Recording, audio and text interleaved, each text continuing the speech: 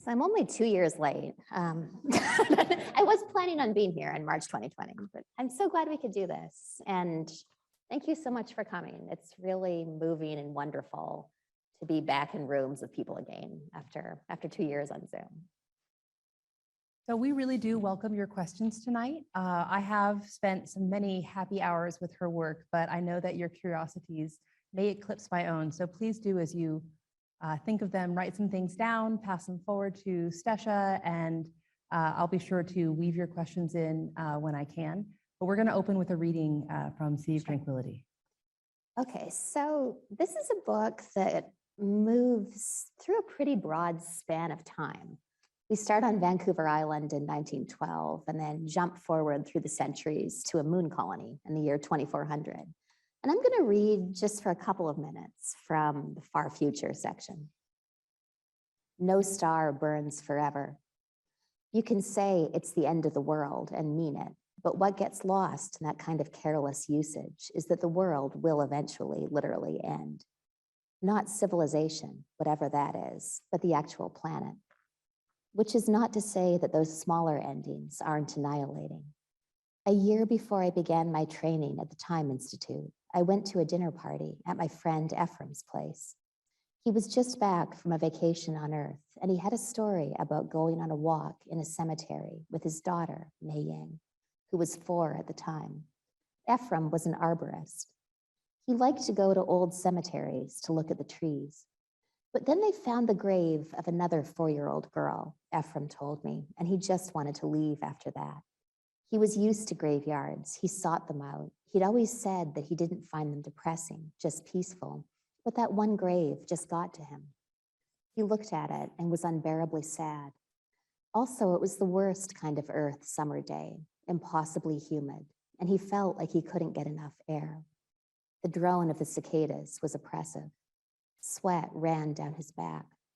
He told his daughter it was time to go, but she lingered by the gravestone for a moment. If her parents loved her, Mei Ying said, it would have felt like the end of the world. It was such an eerily astute observation, Ephraim told me, that he stood there staring at her and found himself thinking, where did you come from? They got out of the cemetery with difficulty. She had to stop and inspect every goddamn flower and pine cone, he said, and they never went back. Those are the worlds that end in our day-to-day lives, these stopped children, these annihilating losses. But at the end of Earth, there will be actual literal annihilation, hence the colonies. The first colony on the moon was intended as a prototype, a practice run for establishing a presence in other solar systems in the coming centuries. Because we'll have to, the president of China said, at the press conference where construction on the first colony was announced. Eventually, whether we want to or not, unless we want all of human history and achievement to get sucked into a supernova a few million years down the line. I watched footage of that press conference in my sister Zoe's office 300 years after the fact. The president behind the lectern with her officials arrayed around her, a crowd of reporters below the stage. One of them raised his hand. Are we sure it's going to be a supernova? I don't know why I read that section. It's really kind of bleak, but, but I like it. I don't know. It's based on a cemetery that's really near my house in Brooklyn, where I had that moment with my daughter, who was 4 at the time, and it just stayed with me. Well, cemeteries are one of the best ways to get to know a society, what they value, what they consider to be the lasting legacy. Yeah, I'll buy that. And also they're beautiful. I mean, the one near my house is from, I think it was established around the 1850s, give or take. And cemeteries were built in those days kind of as places where people would gather, not just as a place to put the dead. And so there was a real eye toward landscaping and beauty and a lot of old trees. So, yeah, I think that's why I like that section, but I should change it up for Portland. So I spent, a fair amount of time reading through your work, and I wanted to talk about that, the time travel. I mean, books are a form of time travel, right? We transmit, embodied emotional and intellectual experiences across breaks in space and time. But you have actual time travel. Yeah, I feel like that was really a pandemic thing, where I don't know. There was something about the awfulness of early 2020 when I started really working on that book in earnest. I've always loved time travel stories. One of my favorite movies is Looper by Ryan Johnson. And, I love reading time travel fiction. It's just always kind of spoken to me. I think I had this fear that if I wrote a time travel novel, maybe I wouldn't be taken seriously anymore. Like I might lose my serious literary novelist credentials or something. But A, that's dumb. And Those can't be revoked. Those can't be revoked, No. right? And B, who cares? And C, the pandemic was so awful that I remember just having this feeling, which for context, I spent the pandemic in New York City. So March 2020 was hell. I just felt like, you know what, everything's terrible. I'm just going to write whatever I want. So I think that's what drove me from sort of figurative time travel, which you're right, a novel is, to actually having a guy step into a time machine and go to 1912. But you seem less interested in the mechanisms of that travel than what it might make possible for people psychologically and socially. And I wondered why you made that choice. I feel like if you're writing sci-fi, that's a choice that you have to make pretty early on in thinking about your project. And I don't know that there's a right or a wrong way to approach it. This sort of the counterexample to the way I do it is, I would say Cixin Liu, The Three-Body Problem, The Dark Forest, all those short stories. He goes deep into the technology in a way that reads to me, and I'm not a physicist, but it reads very plausibly to me. He pulls it off on the page. It's very detailed. It's really smart. It's really cool. I've kind of always taken the opposite approach, where what I was thinking about with this book was, I don't know that I really care how the time machine works, for the same reason that I don't really feel the need to go into the details of how a car works if I'm writing fiction set in the present day, because it's just transport, and I'm really interested in the characters. So that's the side of the divide that I fall on. But yeah, I don't know. I feel like every sci-fi writer has to make that choice. Well, it cleared the way for a lot of intersecting emotions. And, Wired magazine recently noted, speculative fiction often uses the future to decode the present. Here, Mandel folds the past into the mix as well, creating a speculative universe where each plot line's ending doubles as a trapdoor back to another plot line's middle. And that is true. It's extraordinarily intricate. So I wanted to ask you how you managed to hold that structure in your mind. Somebody else had already done it, which made it much easier. This will not come as a surprise to anybody who's read both books, but I feel like the structure of Sea of Tranquility is very much an homage to Cloud Atlas, the David Mitchell novel, which is one of my very favorite novels. And I have always admired the symmetry and order of the Cloud Atlas structure, where my previous novels, they were all nonlinear. We moved all over the place in time through multiple points of view. The structure of those books, in particular Station 11 and The Glass Hotel, it was kind of intuitive. Like I wouldn't be able to tell you what the structure was because there wasn't really a path. It was more in the spirit of, I think that this chapter makes sense after that chapter, and this, and then this, and then that. But Cloud Atlas has this incredible structure where David Mitchell starts way back. It's like the 1650s or something. And if every letter is a period in time moving forward into the far future, you could map that book as something like A, B, C, D, C, B, A. And I just love that. I tried to do that structure for The Glass Hotel. It absolutely did not work. The book was a disaster. I had to restructure it 3 times to figure out how to pull it off. But I felt like I could work with this, maybe in part because of the time travel element. It was easier than it was with The Glass Hotel to hold that structure while sustaining a certain narrative momentum. I couldn't completely do it. The anomaly chapter at the end of Sea of Tranquility is also anomalous to the structure. We break out of that symmetry because I couldn't quite pull it off. But yeah, having that roadmap was kind of invaluable just in pulling the book together. And that was a big part of why this book was much faster than other books I've written. Well, and you also revisited some of the characters from The Glass Hotel, and I was curious about that. How, if they haunted you after publication, or why did you go back to them? I like doing that. maybe there's some desire on my part for order in the universe. There's something, even though all of my books stand alone and you could read them in any order, I do like the idea of somehow pulling them together, having these connections between them. So sometimes it's just that I fall in love with particular characters. Like when I wrote Station 11, I felt really attached to Miranda and Leon. So I wanted to bring them back for the Glass Hotel and see more of their stories and different aspects of their lives. With Sea of Tranquility, once I realized it was going to be a time travel novel, I was thinking through, well, what will those points in time be? There's a point in time that I'm completely obsessed with, and that's February 2020.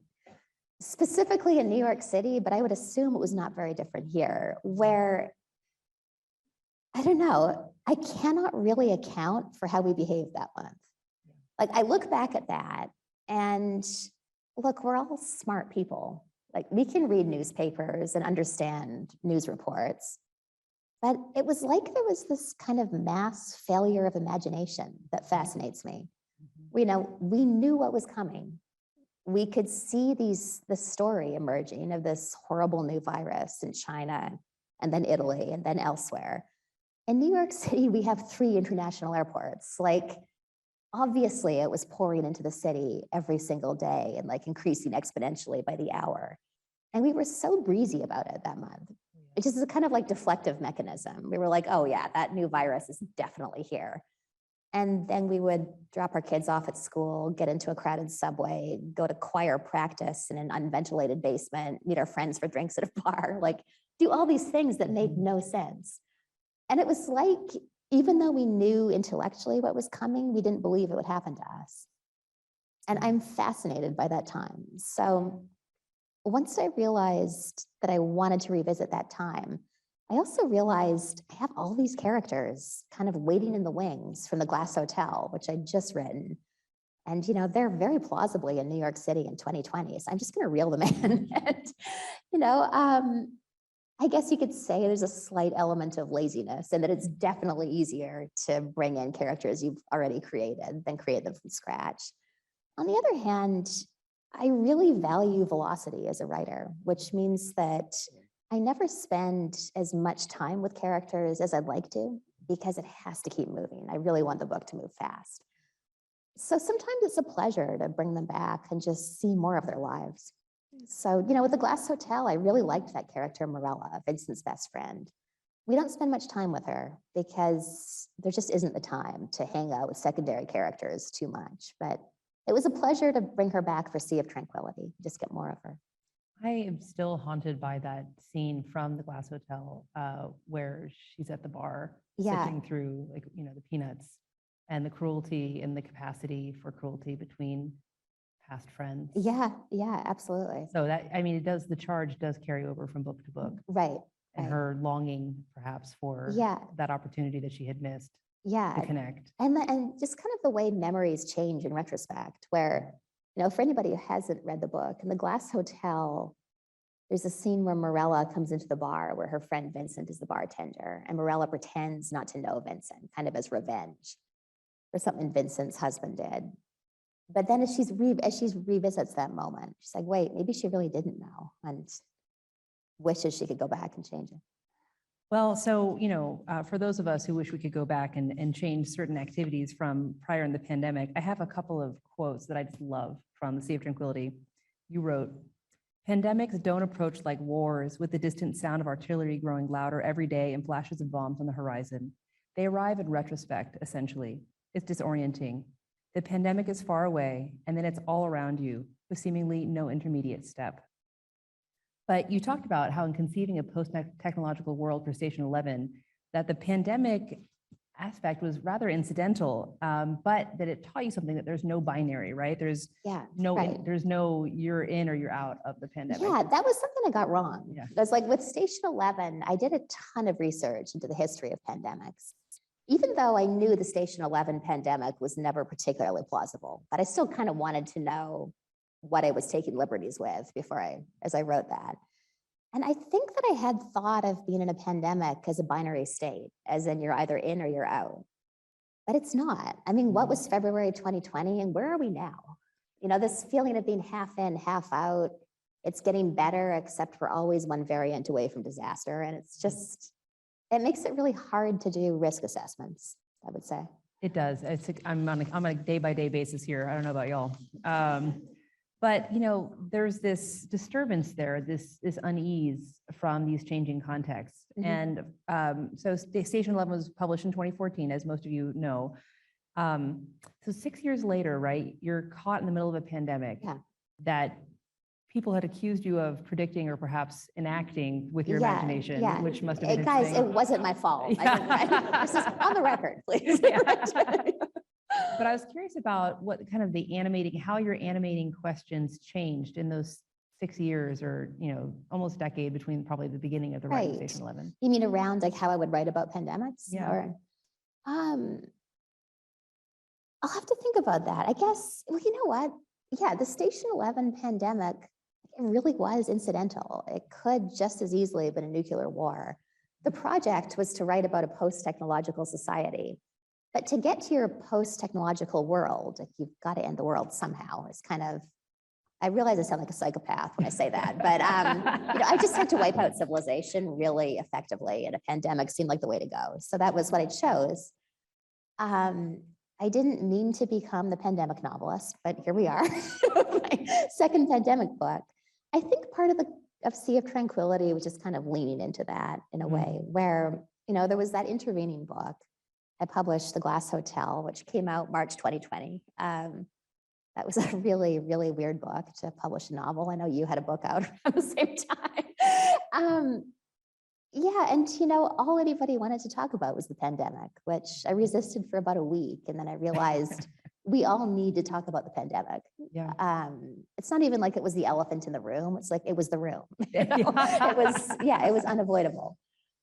So yeah, there is a lot in Sea of Tranquility about just grappling with that weirdness of having written a pandemic novel and then finding yourself in an actual pandemic. And that strangeness where people expect you to be an expert in pandemics. And, I never was an epidemiologist. I've always tried to be clear about that. For those of you who might be wondering, the very best Substack is from your local epidemiologist. I highly recommend if you need I'll look for expert. that. Yeah, it's really good. But you've expressed admiration for the adaptation of Station 11 by HBO Max. I love that show. I had nothing to do with it. So I feel like I can say that without showing off. But yeah, the show it's just so good. I'm so impressed. Those performances. Himesh Patel as Jeevan Chowdhury. I think he's just remarkable. Danielle Deadweiler as Miranda, but they're all amazing. I'm so impressed. How have you found the public and critical reception of the series? It's really interesting. I'm friends with Patrick Somerville, the showrunner. And so we've had a lot of conversations about this. There's this thing that I haven't seen it as much lately, but when the show first came out, that people would default to on Twitter, which is like, which is better, the book or the show? And that's tedious and kind of unnecessary. But, I guess it's just a quibble on my part. And you can find different camps passionately argue either side, but we're united. Patrick and I, we both created Station 11s. The critical reception has mostly been great. Some people are really upset that the show is different from the book. And I understand that as a reader. I feel like I've had moments with adaptations where I haven't liked how different it was. Something that's become clear to me over time, though, especially having worked a little bit in television, is that adaptations are different because they have to be, because different mediums have completely different dramatic requirements. And an interesting book, if you mapped it directly onto the screen, could be a boring TV show and doesn't work so well the other way either. It's just, those are different art forms that do very different things. So for myself, I felt like it was always going to be completely different. And I was always okay with that. But he somehow maintained the spirit of the show. There's a lot of joy in it. And I think that was hard to pull off. Well, now that you're, I think we can talk about this, you're involved in the adaptation of The Glass Hotel and Sea of Tranquility. So what's that like? It's so much fun. I think a lot of my love of the adaptation process comes back to the way I write books, which is I don't write from an outline. And what that means is that, I'm just kind of winging it with a first draft. I'll just start writing and see where that takes me. And then you make different choices and the path starts to narrow toward this increasingly inevitable ending. But I always have the sense that I could have started in exactly the same place and written 10 different books. So for me, there's almost an element, it sounds pretentious, but like an element of play about it, where it's like I get to go back and play with the story and try out a completely different way of telling the story. And that's just really fun. Like it's really fun doing that with your friends. So yeah, I've loved working on the adaptations. Did it help you hone your elevator pitch for Sea of Tranquility? No, Do you have that down now? I still do not have an elevator pitch for Sea of Tranquility. Yeah, with Station 11, the elevator pitch was so easy. It was like, well, it's about a traveling Shakespearean theater company in a post-apocalyptic North America. Like, done. That was easy. but yeah, Sea of Tranquility, I just kind of flail all over the place, talking about time travelers and Vancouver Island in 1912. And yeah, if you come up with an elevator pitch, I'd love to hear it, but I haven't. No. It's united by a detective who moves through space and time, seeking resolution toward an anomaly. And that anomaly becomes very interesting in the context of the simulation hypothesis, which I'm going to kick that one back to you to talk about what that is and how it operates in the context of Sea of Tranquility. Sure, that was good, by the way. Right. Okay. By the way, I have a cold. I have tested negative for COVID the last 4 days in a row. So like I'm not actually patient zero, but I am coughing. Right, the simulation hypothesis. It's what it sounds like. It's the idea that possibly all of this is a simulation. I came across it years ago, just one of those internet rabbit hole things that you find yourself reading at 1 a.m. And something I love about it is that you can find very smart people to passionately argue either side of that argument. It's kind of fun. For me, the simulation hypothesis was a way to solve the time travel paradox or the time travel problem, which is you just get into a loop really easily with time travel narratives. So if I step out that door and into a time machine that takes me to Denver in 1910, then was I not always going to step out the door into the time machine that takes me to 1910 and back to here and back to 1910 and back to here? And then once you're caught in that loop, that really wreaks havoc on free will and on cause and effect and on narrative momentum. And it just becomes disastrous very easily, for the story. So I thought, well, maybe a way to solve that would be to put this whole other layer of weirdness on top.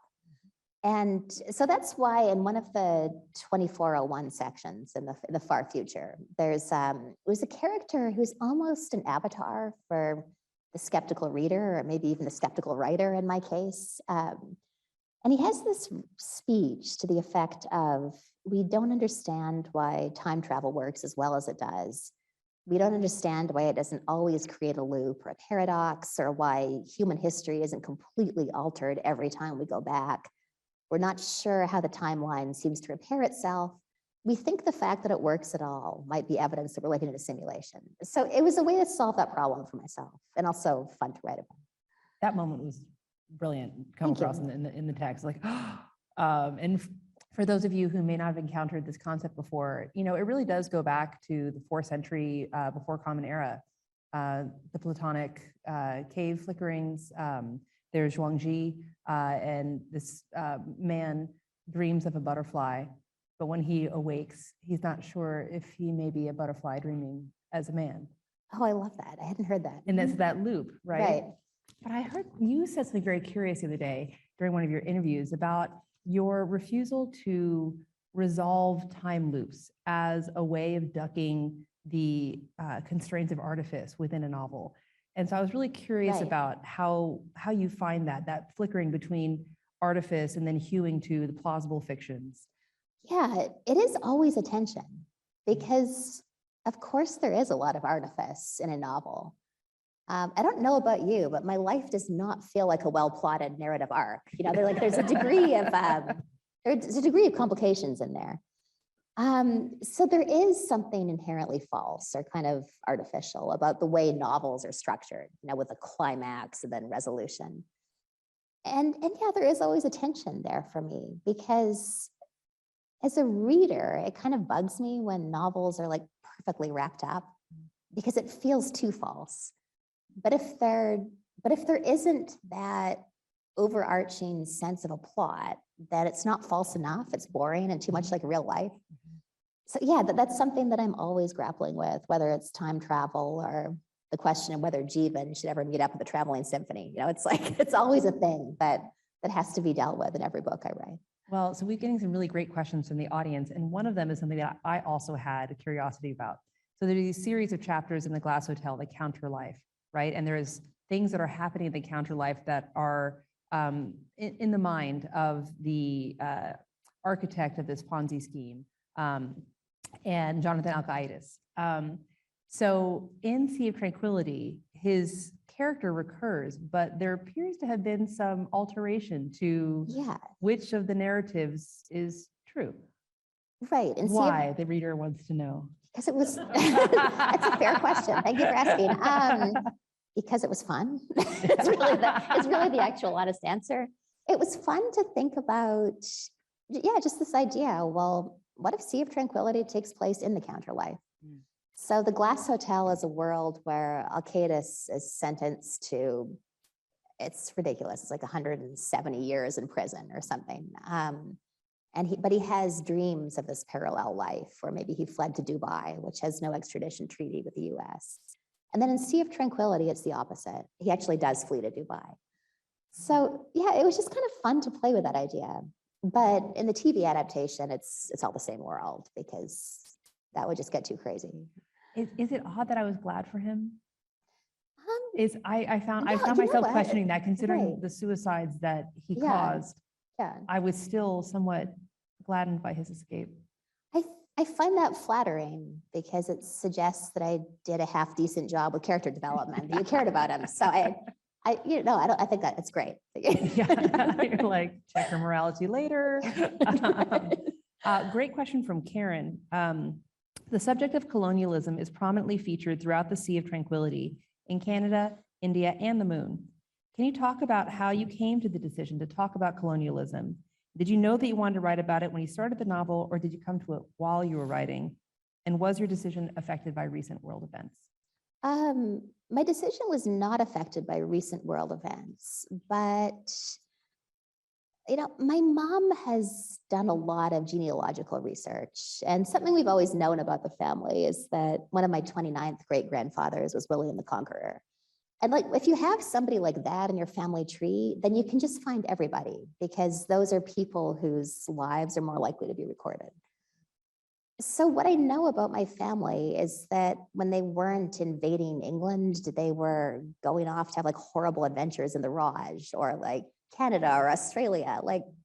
There are just a lot of countries that my ancestors colonized. And once I realized that it would be a time travel novel, and I was thinking through the time periods, I was interested in basing a character on one of my great-grandfathers. His name was Newell St. Andrew St. John. It's one of the most epically British names in the history of names. Back then, I guess, actually, it would have been St. John, not St. John, but same thing. He came to Canada around 1908 or so as a remittance man. What I found myself thinking about, this goes back to the simulation hypothesis. Okay, so if a simulation means basically a false story, like you're living inside this structure, is there some parallel there to colonialism?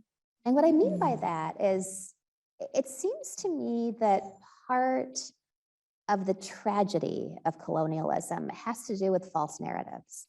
Where in Canada, where I'm from, it was the narrative of the empty land. This idea that here was a vast land just there for the taking. That was never true. There were people there, and that was what made it a catastrophe and genocidal and just calamitous. But if you're operating in the service of a false narrative, like by colonizing Canada, for example, Is that similar in some way to living in a simulation? And I feel like it kind of is. There's something in there about false structures and false narratives and laboring in the service of a false idea that seemed to me to be kind of an interesting parallel. So that was what I found myself thinking about with those sections. I don't know if you've ever had cause to visit the Cahokia Mounds in I have. Illinois. So there are these Mesoamerican pyramids made out of packed earth that were hosting a city that was larger than Paris in the 12th century. Wow. And it's a UNESCO World Heritage Site that I never learned about until I was in my mid-30s.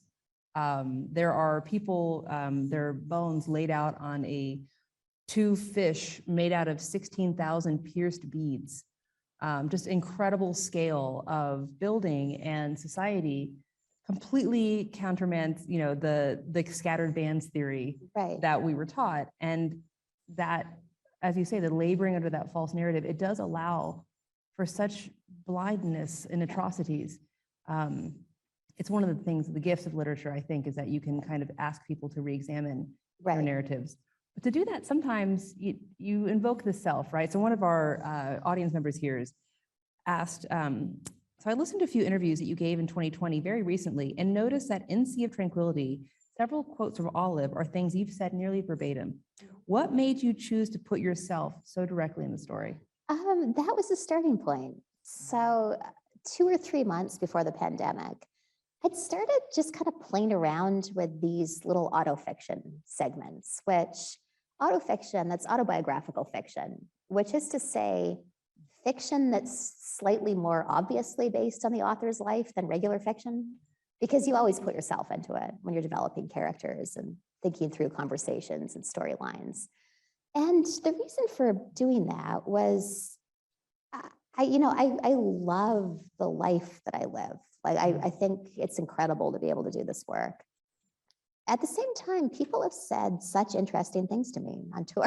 And, the word interesting is doing some really heavy lifting in that sentence, by the way, if that wasn't clear. So I had just had all of these surreal, bizarre interactions on the road, and I wanted to write about it. I wasn't sure if I'd ever do anything with it. Sometimes I'll start writing something like that I think is going to be in a new novel, but after 3 rounds of revision, that original thing is gone and I've moved on to something else. But in this case, as I was thinking through what this time travel narrative was going to be when the pandemic hit and I started really working on the book in earnest, I thought, well, maybe it would be interesting to just filter those experiences through a sci-fi lens and have it be a book tour in the year 2300. So certainly the most optimistic aspect of the novel. Yeah, but publishers still have funding for book tours in the year 2300. From the moon. Yeah. So, if you're reading those sections, all of those interactions are autobiographical. Those are things that people actually said out loud to me on the road. Like, yeah. Do you write them down immediately, or do they just kind of hang out until you can't stand? I'll just be like stewing in my hotel room. Yeah, they stay with me in a way that I don't like, and I wish I could let them go more easily. But they're really messed up, so maybe I shouldn't expect that of myself. I don't know. Do you find that writing them even through a fictional lens does allow for release, or is it just kind of transmutated into something else? A little of both. I think, there's definitely that thing in fiction where when you think of the perfect comeback, like the fictional character says it, whereas like in real life, when a woman in Texas said to me, "You must have a very kind husband to take care of your daughter while you do this," which I just want to be clear, it's his daughter too. And I was on a business trip to support my family. In the moment, I just had no words and just like blinked at her. But, in the fictional version, Olive has some kind of devastating comeback. So, that's a shallow pleasure of writing fiction. It's what I enjoy. Well, I definitely, as a fellow parent, I really resonated with those sections of trying to allocate the day between pandemic, working, homeschooling, and just the constant 2020 was just, oh my God. I feel like all the parents of young kids in 2020 have PTSD for trying to make that work. I really appreciate this about you, that you always take care to acknowledge your nanny. Yeah, I mean, if the acknowledgements of a book is a list of people without whom the book would not have been possible, then yeah, for both Sea of Tranquility and The Glass Hotel, without my daughter's nanny, that I would still be writing Sea of Tranquility. It would just have been a much harder, much longer project. So one of my very favorite short story writers locally, Kirsten Sundberg Lundström, she gave me a question that I would like to ask. Sure. Sea of Tranquility, right, shows its author on a book tour. And then Station 11, draws upon an old Star Trek quote, "Survival is insufficient," as a mission statement for a post-apocalyptic troop, right? And of course, we know that art has survived worse eras than this one. But what do we ask of it? And so this is the question from Lundström. She writes, "I just taught Robert Adams civilizing criticism, and he asks of any piece of art, did it reveal form, that is beauty? Was it fresh? Did it make old truth new? Was it a work of significant scope? Did it reconcile important elements that had before seemed irreconcilable?" So Station 11 makes a case for art as essential to human existence because we do often answer yes to those questions, both as art makers and as recipients of that art. She's curious then, what questions do you think that we should be asking of art and considering its value during these times?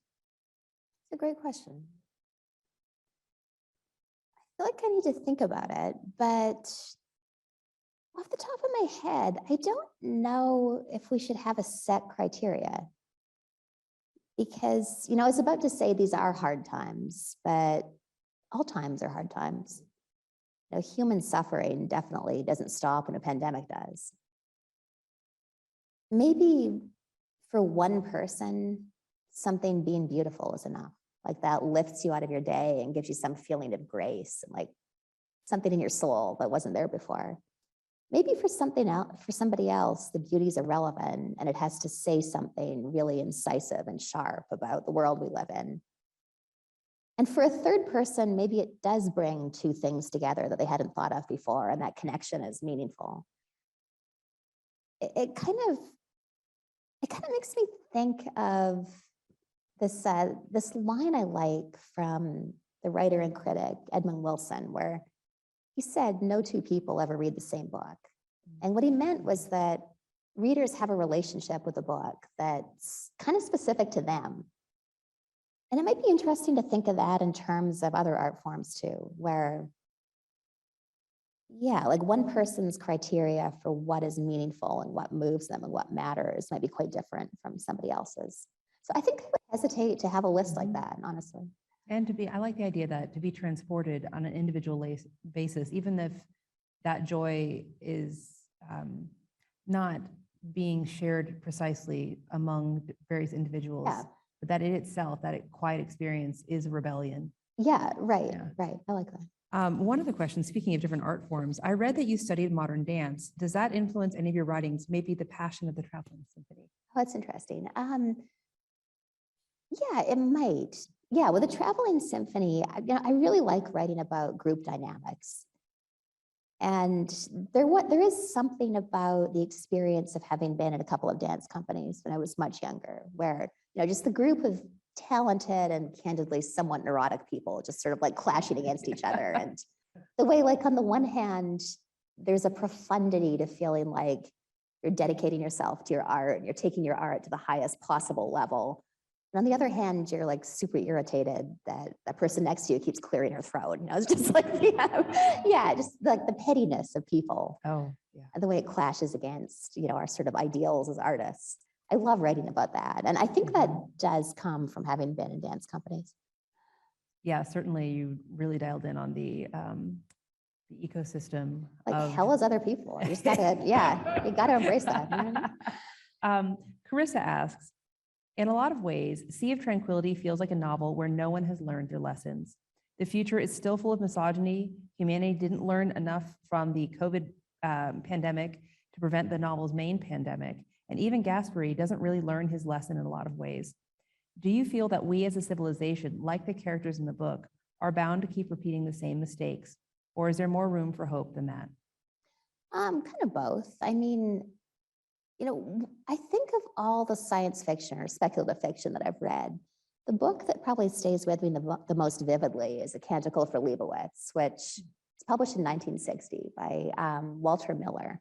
And that's a book that begins thousands of years after a nuclear holocaust where like civilization is wiped out and it's just remnants piecing it together.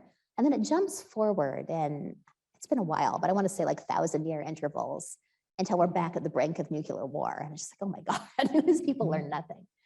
I am susceptible to that. At the same time, I don't know that I absolutely agree with the premise of the question.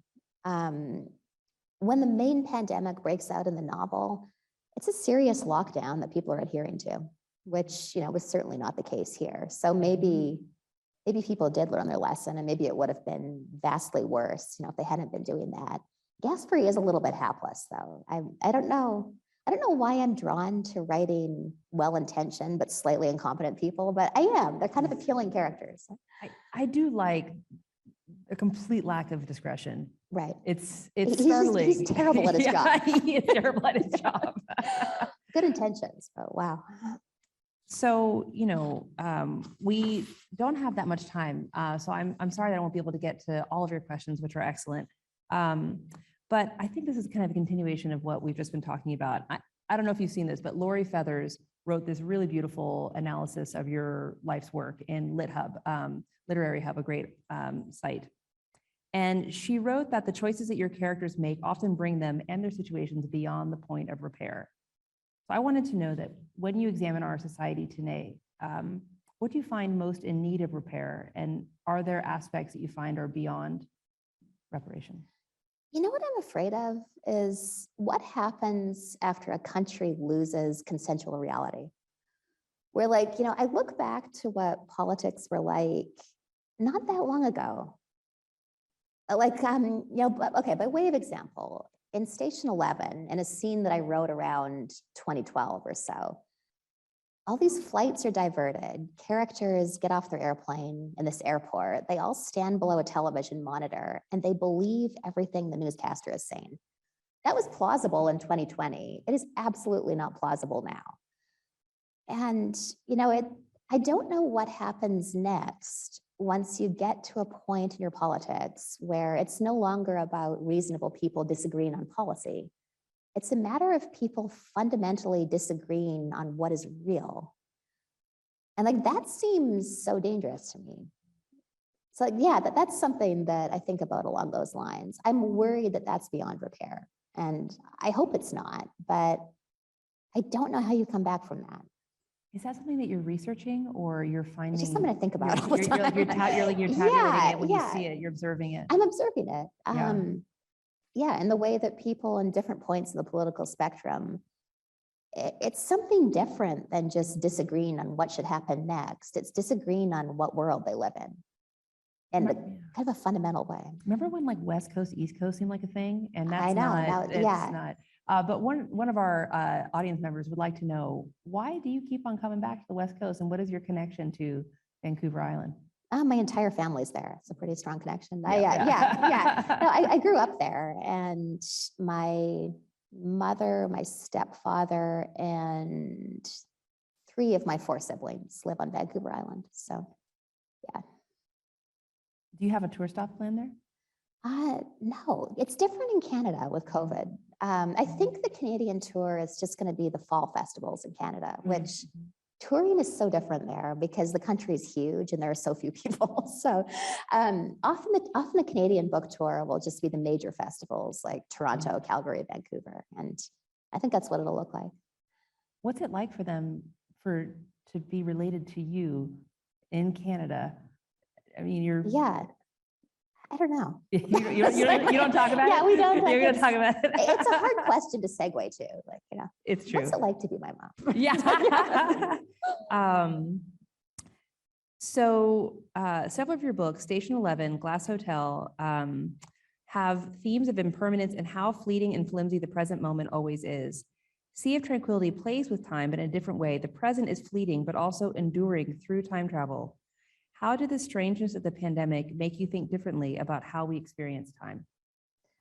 What I like about that question is I feel like this is coming up in every conversation I have, where the conversation with whoever I'm talking to will drift to the strangeness of the last 2 years.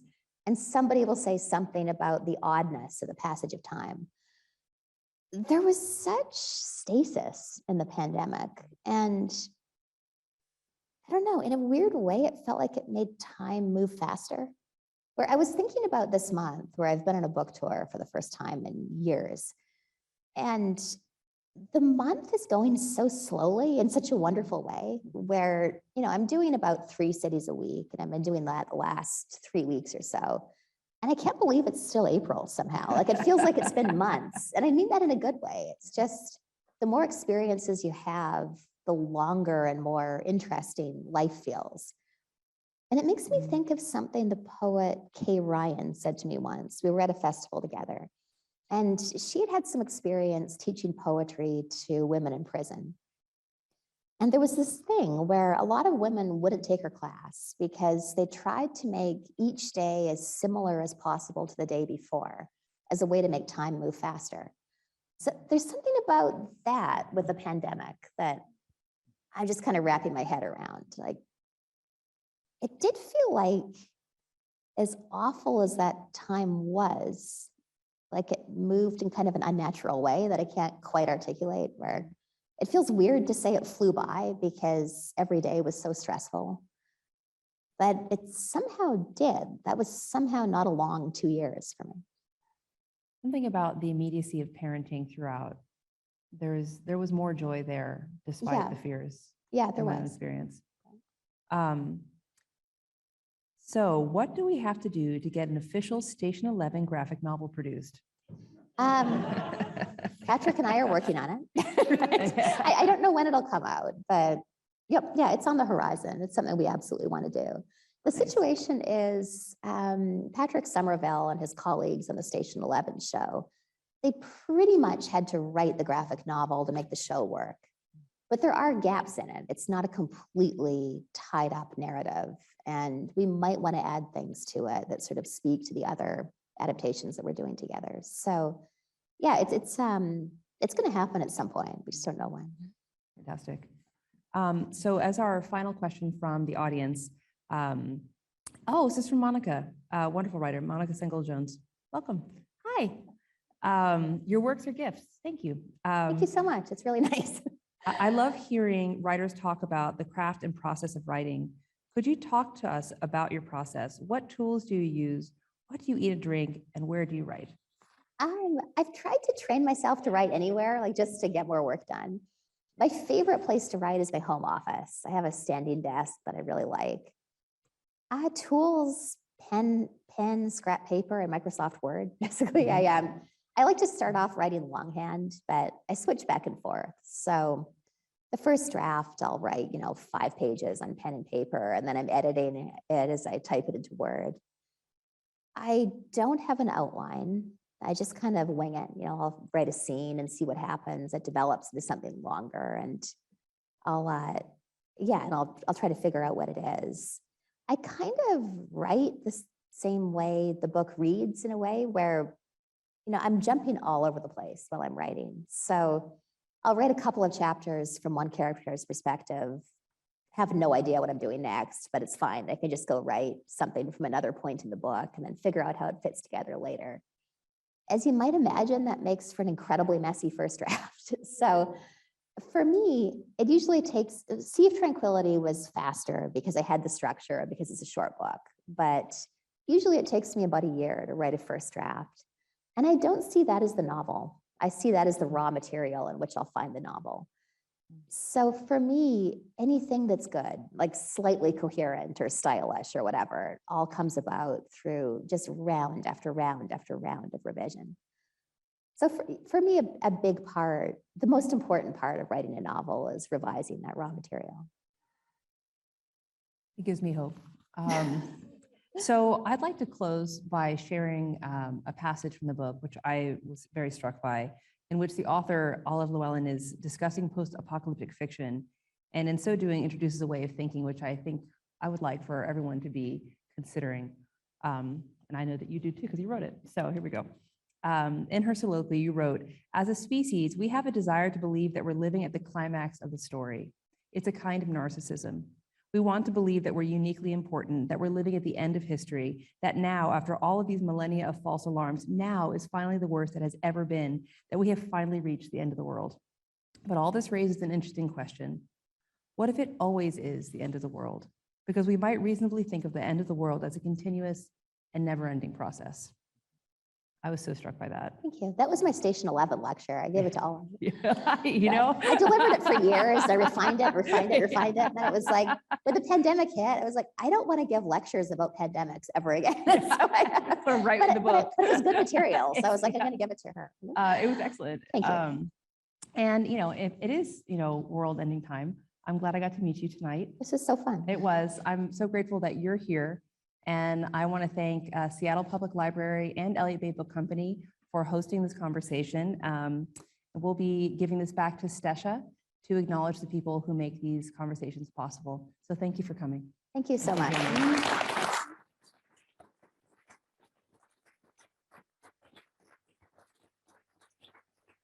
Thank you both so much. That was such a wonderful conversation and just such a joy to be here in person to hear it. I wanted to let folks that are here in person know that our friends over at Elliott Bay Book Company have copies of both Emily and Kristen's books at the table, and they are pre-signed, so you can snatch one up and take it home if you haven't read it already. And then if you are heading out, please exit through the 4th Avenue lobby, which is behind me. This wall will become a door again. And so you can leave through that door and just head right out onto the street or into the parking garage. The elevators are in the lobby there. And for folks watching from home, you can find copies of our speakers' books at elliottbaybook.com. And I put the link, direct link to Emily's books in the chat throughout the course of the evening here. And of course, you can find both of the author's books at the library as well, which I also posted links in the chat to as well. I'm posting a link right now. Look at that in the for the survey in the chat. And then for those of you who are here, if you can take a minute after the event and fill that out, I'll grab them as you're heading out. Thank you so much. We're so grateful to everybody who made tonight's program possible. And thanks for the folks at home's patience as we got the sound issues worked out. We heard your cries loud and clear, even though you couldn't hear us, and we got it sorted out. So thank you.